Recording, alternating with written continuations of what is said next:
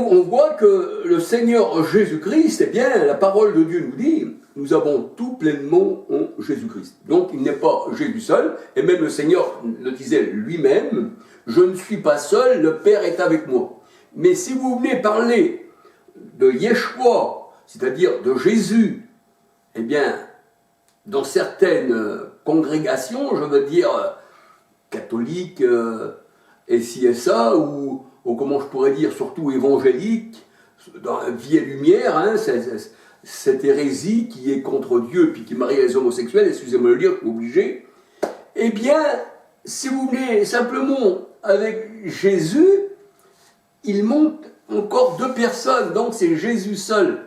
Et eux, ils disent que le Saint-Esprit, eh bien, n'est pas Dieu.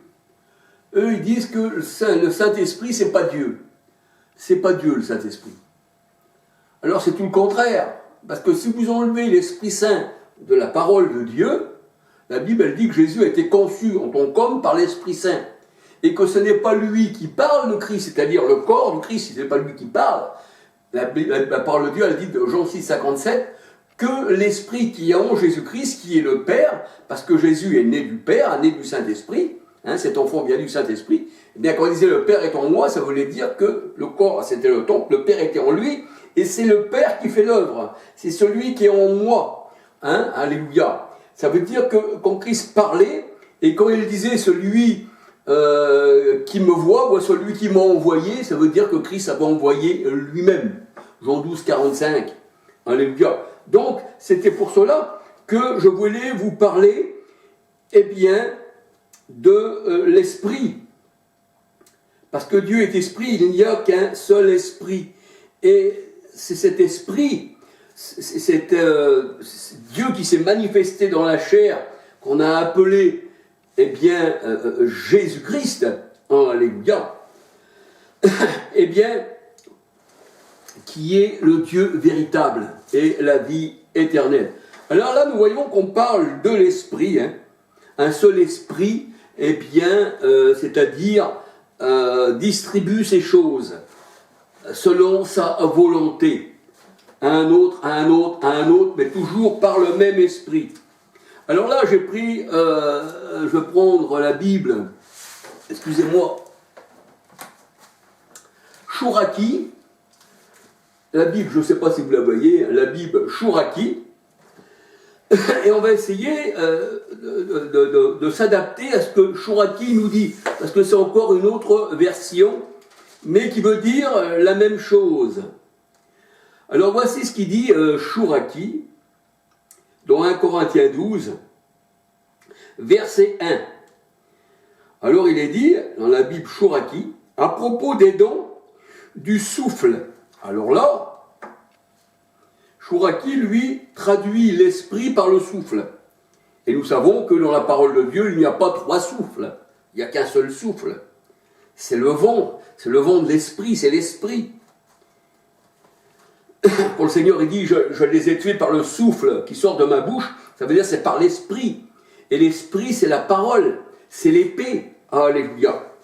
Alors, la parole de Dieu nous dit, dans la Bible Chouraki, 1 Corinthiens 12, verset 1, à propos des dons du souffle, frères, je ne veux pas que vous soyez dans l'ignorance.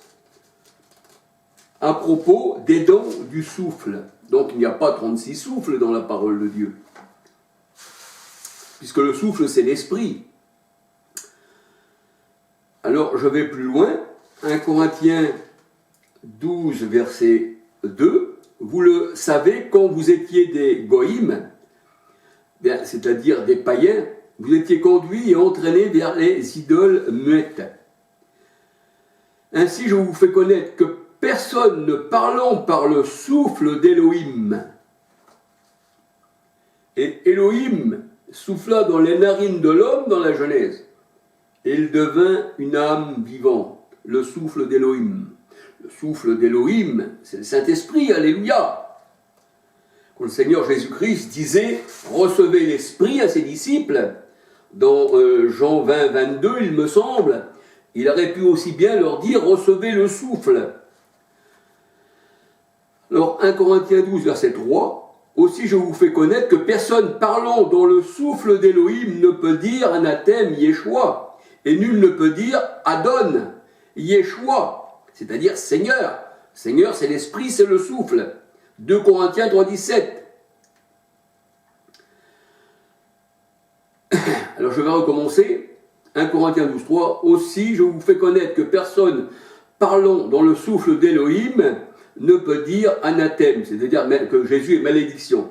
Et nul ne peut dire Adon Yeshua, s'il n'est pas dans le souffle sacré. Alors les charismes sont divers, mais le souffle est le même. Dieu est le vent, Dieu est le souffle, il est l'esprit, il est le roi, alléluia, il est la respiration, alléluia. Alors là je suis au verset 4, 1 Corinthiens 12 verset 4, les charismes sont divers, mais le souffle est le même. Divers les services, mais identique la donne, c'est-à-dire le Seigneur. 2 Corinthiens 3,17, identique la donne. Alors 1 Corinthiens 12 verset 6, version Chouraki, diverses les opérations, mais identique l'Élohim. Qui est Elohim dans la parole de Dieu? Mais identique l'Élohim qui opère tout en tous. Et la parole de Dieu nous dit, je crois que c'est dans la parole de Dieu nous dit, regardez bien ce que je viens de vous dire, enfin regardez, parce qu'on peut regarder aussi, hein.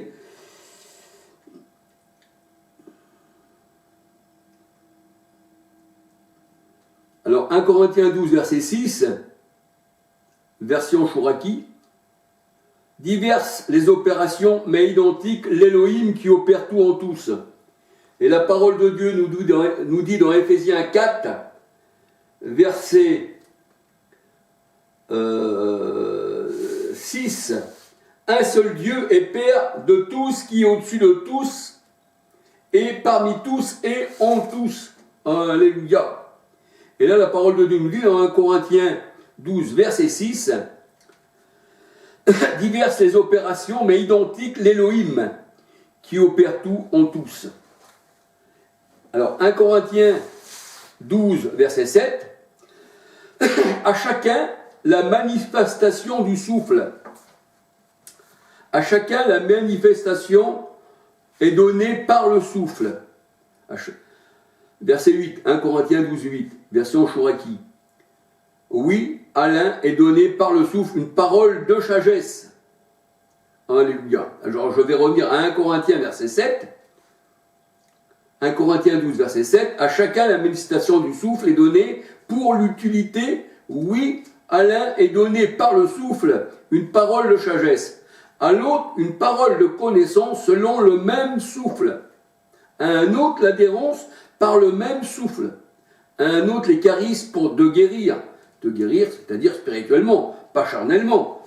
Le Seigneur, je ne dis pas qu'il ne peut pas guérir, eh bien, charnellement. Il ne peut pas guérir la chair. Mais j'ai déjà premièrement l'homme intérieur. Alléluia. Un autre, l'adhérence dans le même souffle. Un autre, le charisme de guérir dans l'unique souffle. L'unique. C'est-à-dire, le Seigneur est unique. Deutéronome 6.4. Ô Éternel, ô Shema Israël, écoute Israël. L'Éternel est l'unique Seigneur.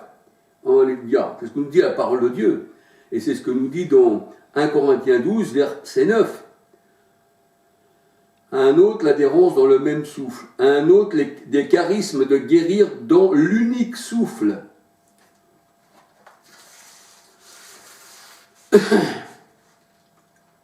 Un autre, les opérations des puissances. Un autre, l'inspiration. C'est pour ça qu'on dit inspiré de l'Esprit Saint, inspiré du souffle de l'Éternel.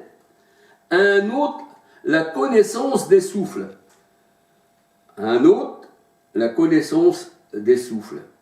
Un autre, des espèces de langues. Un autre, l'interprétation des langues. Alors, 1 Corinthiens 12, 11, tout cela, le même, l'unique souffle, l'opère. Il distribue à chacun séparément, selon son vouloir.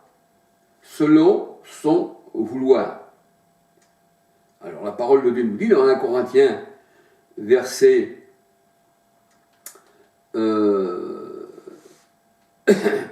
verset 13, nous avons tous été abreuvés par un souffle unique, c'est-à-dire baptisés par un souffle unique.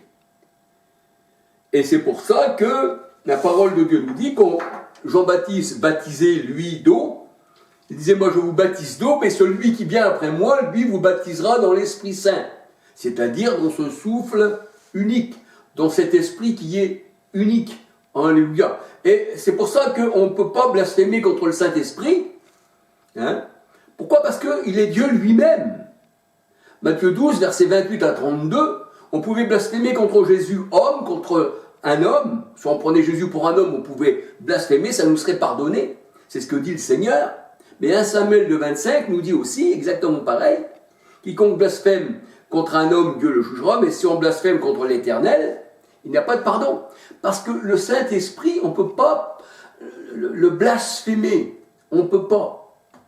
Là, on s'attaque carrément à Dieu lui-même qui est dans un corps, dans le corps du Christ, c'est-à-dire dans le Jésus homme. Dieu est là, en Jésus, parce que la parole de Dieu nous dit, car Dieu était en Christ. 2 Corinthiens 5, 19. Le Père est en moi, disait le Seigneur Jésus-Christ. Et Matthieu 1, 18, 20, Jésus était né du Saint-Esprit. Alors, quand tu blasphémais contre le Saint-Esprit, et que c'est un seul et même esprit qui opère toutes ces choses, et qui les distribue, si tu blasphèmes, que tu t'opposes, acte 7, 51, et puis que tu es destiné à t'opposer, parce que cet enfant provoquera la contradiction, hein, dans Luc 2, 34, il me semble, hein, ou un truc comme ça, je ne me rappelle plus trop du verset, eh bien, c'est ça en fait. Et la parole de Dieu nous dit que, eh bien, on ne doit pas blasphémer contre l'Éternel. Parce que qui va intercéder pour lui? Et celui qui blasphème contre l'Éternel, contre le souffle sacré, l'unique souffle, l'unique éternel, Hébreux 9, 14, Jésus s'est donné par l'Esprit éternel. Et quand on voit même dans Zacharie 11, versets 11, 12, 13, on s'aperçoit que c'est l'Éternel lui-même, en Jésus-Christ, qui se donne hein, comme une brebis, et qui est vendu 30 pièces d'argent. Alléluia. C'est l'Éternel qui est vendu 30 pièces d'argent. Voici au prix auquel ils m'ont estimé, dit l'Éternel, 30 pièces d'argent, car Dieu était en Christ. Bien sûr, l'Éternel n'est pas mort à la croix, mais la parole de Dieu nous dit que Jésus est mort quant à la chair, parce que c'est la chair hein, qui est morte et qui est ressuscitée par l'Esprit éternel. Hein, Romains 8, 11. Alléluia. C'est toujours l'Esprit qui ressuscite. Alléluia. Et comme il nous a aussi ressuscités en Christ, parce que Christ est à la fois Dieu, Christ ça veut dire Dieu, ça veut dire l'onction, ça veut dire l'Esprit Saint, et Jésus c'est homme, Jésus homme. Voici l'homme, disait Pilate, Ecce homo, voici l'homme. Alléluia. Mais il y a un seul Dieu en tous et parmi tous. C'est-à-dire, en nous, il n'y a qu'un seul esprit, qu'un seul souffle, qu'un seul vent. Et la parole de Dieu nous dit dans Jean 3, versets 3 à 8, hein, le vent souffle où il veut, c'est-à-dire le souffle. Ainsi, on est de l'homme qui est né de l'esprit. Ça veut dire que si tu es né de l'esprit, eh bien, le vent a soufflé dans ton cœur, et il peut t'emmener aussi l'esprit, eh bien, dans des endroits où tu ne devrais peut-être même pas aller. Acte 16, 6, 7, l'esprit ne permettait pas aux disciples d'aller dans telle et telle ville. Alléluia. Donc on peut dire que le Seigneur, c'est l'esprit, et quiconque blasphème contre le Seigneur, eh bien, n'aura jamais de pardon. Si vous voyez Jésus comme un homme simple, Dieu vous jugera, parce que vous n'avez pas blasphémé contre l'esprit, puisque vous avez vu qu'un homme. Mais si vous blasphémez contre le Saint-Esprit, hein, parce que Dieu est esprit et il est saint, hein, c'est le Saint d'Israël, hein, tu es le Saint d'Israël, hein, tu es le roi d'Israël, hein, ô mon Saint, mon roi, la parole de Dieu me dit, hein, ô mon Saint, c'est pas mes saints, c'est le Dieu qui est saint, On peut dire aussi Saint, Saint, Saint est l'Éternel. Pourquoi? Parce qu'il s'est présenté en tant qu'homme, en Jésus-Christ. Il est, on va dire, l'Esprit, alléluia. Donc, Saint, Saint et l'Éternel, ça veut dire aussi qu'il se présente comme le Père. Ésaïe 9,5. Alléluia, on l'appellera Dieu Tout-Puissant, Père éternel, cet enfant qui serait né de la Vierge. Donc on peut dire Père, Fils, Saint-Esprit, la parole de Dieu nous dit, eh bien c'est un seul Dieu. C'est pour ça que Matthieu 28, 19 nous dit, eh bien baptisez-les au nom du Père, du Fils et du Saint-Esprit. Mais comme on regarde la parole de Dieu dans Matthieu 28, 19, ceci est écrit au singulier. A-U, il n'y a pas de X. Au nom, il n'y a pas de S. Parce que, pourquoi? C'est un singulier, ce n'est pas un pluriel. Dieu n'est pas pluriel. Dieu, on peut dire, les Elohim, c'est aussi ses enfants. Dieu se tient dans l'assemblée de Dieu, dans l'assemblée des Elohim. Et à tous ceux qui ont reçu la parole, comme le Seigneur Jésus-Christ disait, eh bien, ils sont appelés les Elohim, mais cependant, vous mourrez comme des humains. Alléluia. Ça veut dire que celui qui appartient au Seigneur et qui a reçu la parole de Dieu, quand il est attaché au Seigneur, il ne fait plus qu'un. Il n'y a pas 50 pensées, nous avons la pensée du Christ. Donc ça veut dire c'est rattaché pour l'éternité. Et c'est l'Esprit qui nous donne la vie éternelle. Comme Dieu est éternel, on est passé de la mort à la vie. Si on s'attache au monde, on va périr avec le monde. Mais si on s'attache à celui qui est éternel et qui nous a attirés à lui, eh bien on aura la vie éternelle. Alléluia. C'est ce que je voulais partager avec vous. Et vous, alors il y a les traductions dans la parole de Dieu. Vous voyez, il y a le souffle. Chouraki, il parle qu'on est tous eh bien, baptisés dans un seul souffle, l'unique souffle. Pardon. Et puis là, eh bien, dans d'autres traductions, comme Scofield, on va dire aussi la Bible, nouvelle traduction, puis j'ai encore d'autres Bibles, il y a sûrement peut-être d'autres traductions encore, alléluia. Eh bien, nous voyons que la parole de Dieu nous dit qu'un seul et même esprit distribue, eh bien, toutes ces choses. Alléluia. Donc, je ne vois pas une trinité d'esprit, je ne vois pas ça. Ah non, je ne vois pas ça du tout. Le Seigneur, eh bien, nous a donné à comprendre, à le connaître, qui connaît le Père si c'est le Fils, et qui le Fils veut le révéler. Alléluia. Donc, celui qui voit le Fils voit aussi le Père. Celui qui a la parole de Dieu, elle dit, celui qui n'a pas le Père n'a pas non plus le Fils. Et vous, si vous n'avez pas le Fils, vous n'avez pas non plus le Père. Et vice-versa, alléluia, parce que on peut dire que la parole de Dieu nous dit que si on n'a pas le Fils, puisque c'est lui qui nous l'a fait connaître, Jean 1, verset 18, il me semble, le Fils qui est dans le sein du Père nous l'a fait connaître. Et la parole de Dieu nous dit dans Matthieu 11, verset 25-26, qui connaît le Père si c'est le Fils, et qui le Fils veut le révéler. Donc, si on n'a pas le Fils, on n'a pas le Père. Alléluia. Parce que nul ne vient au Père que par moi, parce que le Père, l'Esprit Saint, s'est manifesté dans un corps. Alléluia. Ben, c'est ce que je voulais vous dire pour aujourd'hui. Que le Seigneur vous bénisse. Alors, bien sûr, comme on parle de ces choses, de la parole de Dieu, on trouve toujours quelqu'un qui nous critique, c'est normal ça, mais il faut qu'il y ait des critiques aussi, bien sûr.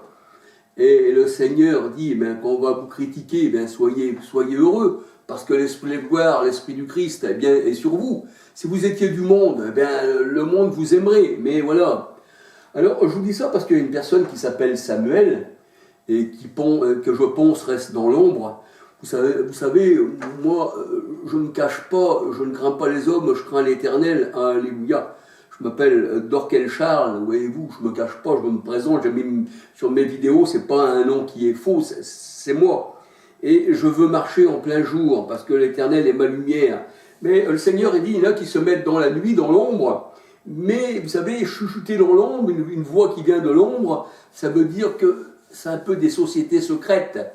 Une société secrète reste toujours dans l'ombre, c'est secret, ils ne veulent pas se faire connaître, ils ont peur, ils aboient de loin, sans vouloir critiquer, mais en fait, ils disent que je suis un gourou, que je suis une secte. Si j'aurais voulu être un gourou, bien sûr, j'aurais monté un truc de gourou, j'aurais eu des adeptes, j'aurais eu de l'argent, j'aurais eu ci et ça. On voit que toutes ces c'est comment toutes ces religions qui ont été faites de main d'homme, on voit qu'il y a des mariages homosexuels, il y a la pédophilie, tout ça c'est rattaché au monde, hein, c'est rattaché au grand de ce monde. Mais en fait, moi je trouve que si on a le courage de dire quelque chose, surtout pour parler du Seigneur, alléluia, parce que c'est quand même la parole de Dieu, hein, eh bien on devrait dire, écoute, tu parles d'une manière, et pourquoi tu parles comme ça? Est-ce qu'on ne pourrait pas des fois partager? Parce que les armes par lesquelles nous combattons, la parole de Dieu nous dit, n'est pas charnelle, mais c'est l'épée, en Éphésiens 6, 17. Notre combat est spirituel. Donc si le combat est spirituel, puisqu'il y a des personnes qui se disent chrétiennes, et puis que moi je me dis aussi appartenir au Seigneur, eh bien pourquoi qu'elles ne viennent pas avec la parole et essayer de démentir ce que je dis? Voyez-vous, qu'ils fassent comprendre que je suis un gourou, et puis qui vont essayer de démentir. Je pense que c'est là. Hein, démasquer les faux prophètes, c'est ça, hein. C'est ce que le Seigneur faisait d'ailleurs. Le Seigneur il dit ce qui se fait dans les ténèbres, mettez-le en plein jour. Mais vous-même ne restez pas dans les ténèbres, donnez votre nom, et si et ça, téléphonez même, parce que vous savez, vous me laissez votre téléphone, ou vous me dites sur les commentaires, eh bien voici, laisse-moi ton téléphone, et si et ça, je vais te téléphoner, et puis on va débattre un peu. Et puis voilà, on pourrait même faire une vidéo ensemble, et vous débattez de ce que vous avez sur le cœur, et puis je pourrais débattre avec vous. Je me suis jamais dérobé. Au contraire, je vois qu'à chaque fois que j'ai voulu parler de la parole du Seigneur, les gens se dérobent. Ils ne veulent pas. Ils veulent même pas. Juste le mot, faux prophète, tu es un gourou, tu ne sais rien, ici et ça, mais il n'y a pas à l'appui des versets qui contredisent. Et s'ils contrediraient encore ces versets qu'ils me disent, je serais prêt à accepter de dire j'ai fait une erreur. Vous savez, c'est pas parce que des fois on se trompe de route qu'il ne faut pas faire demi-tour.